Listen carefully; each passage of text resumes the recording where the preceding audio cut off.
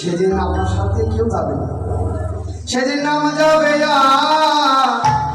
এই প্রাণ যাবে, সেদিন নাম যাবে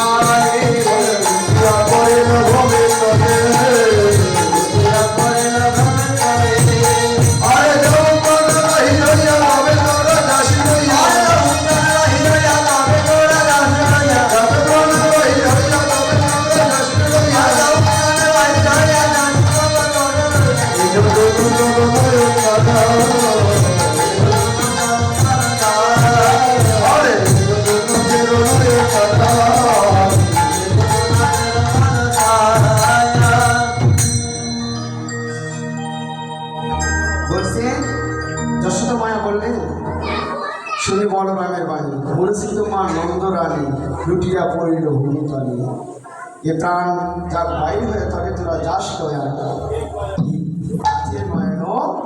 তারা যে আমার এই প্রাণটা বের হয়ে যাওয়ার পর বলছে বলরাম আমার এই প্রাণ বাইর হয়ে যায়, তারপর তোরা আমার এই প্রাণী নয়নমণিকে নিয়ে যাবি, তার আগে আমি তোমাদের গোপাল দিব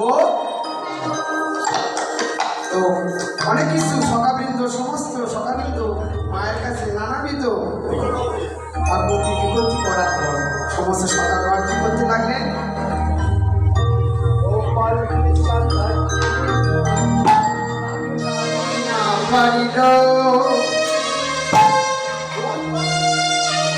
গোপালকে সাজাইতে নন্দ রানী না পারিল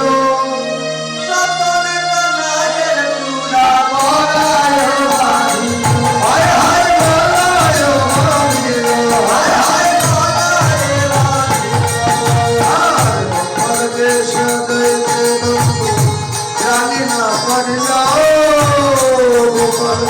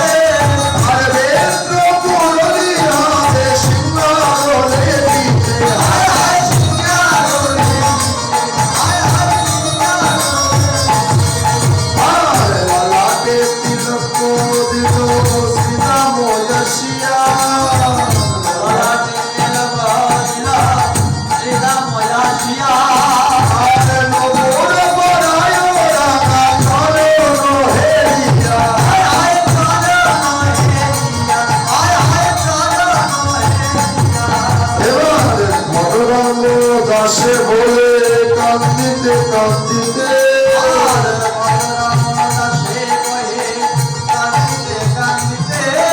আর অমলি রহিল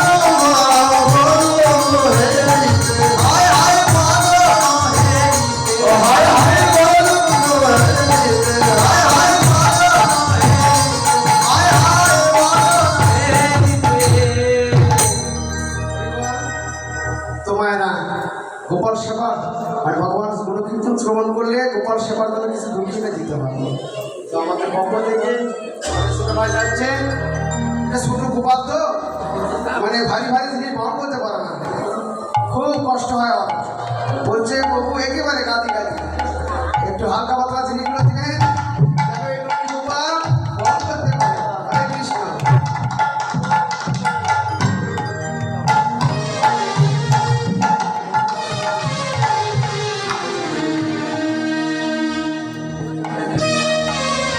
আরে ওঠে চলে যদুমণি উঠিল মনধনি